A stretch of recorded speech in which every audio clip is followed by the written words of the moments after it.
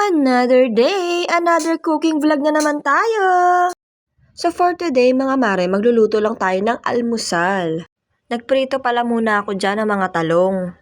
Hay nako mga mare, sa tuwing nakakakita ako ng talong ay naaalala ko yung tanim kong talong na nawalan ng bunga. Talaga namang nakakaloka. Biruin nyo, kami yung nagtanim, iba yung nag-harvest, ganon! Pero para sa akin, okay lang yon kasi baka wala talagang pambili ng ulam yung kumuha kaya niya nagawa yun.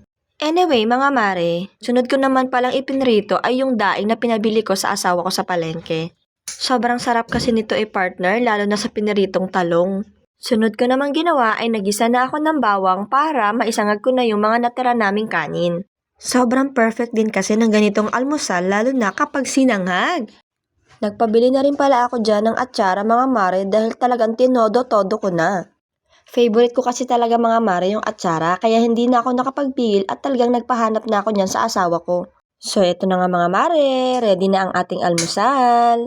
Sino ba naman ang hindi mapaparami ng kanin kapag ganito ang inihain sa'yo sa almusal? So paano mga mare, hanggang dito na lang. At kung nagustuhan nyo ang ating video for today, please like, follow, and share! See you on my next vlog, mga mare! Tara, kain tayo!